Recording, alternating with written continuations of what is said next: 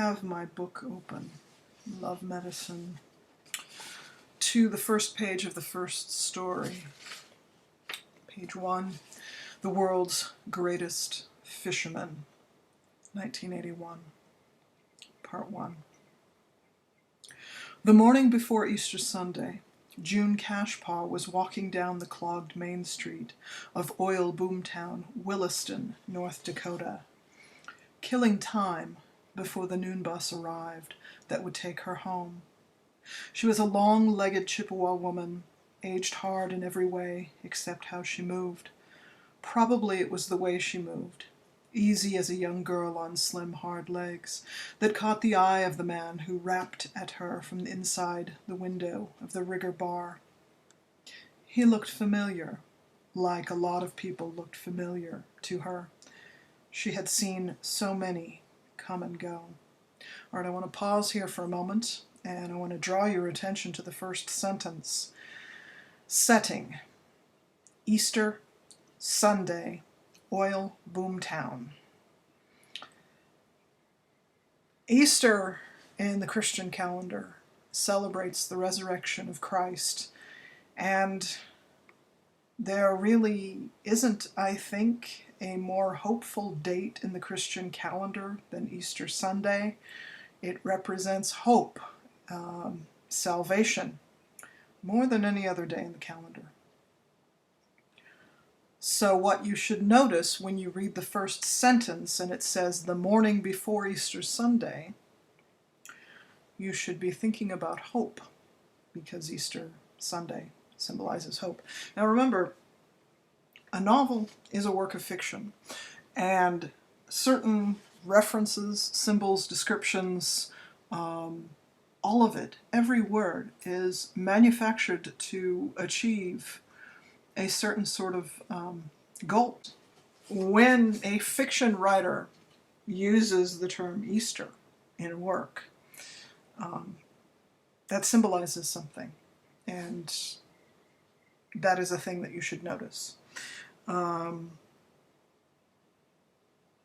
boomtown. That also, I suppose, speaks to hope, in the sense that a boomtown is a place that a lot of people move to and greatly increase the population because of some promise, usually, of lots of resources and prosperity and well-being that would come with that. Lots of money, lots of good things to do, at least some kind of security that one will have a place to stay and food to eat, that resources are available. But boomtown also has a bit of a turn to it, because what we know about boomtowns is that they rise and then they fall. California is absolutely covered with towns that were boomtowns. When gold was found in California in 1849, the state filled up with people, including my ancestors. Anyway, 1850. But now those are what we call ghost towns, right? Up in places like Columbia and Sonora. So boomtown has a double edge to it. It means sudden, great prosperity, and just as sudden abandonment, desolation, loss. All right, as we follow through here, we see that June is a middle-aged woman, but that she moves easily. We see that Andy in the Rigger bar looks familiar to her, like a lot of people look familiar to her. She had seen so many come and go.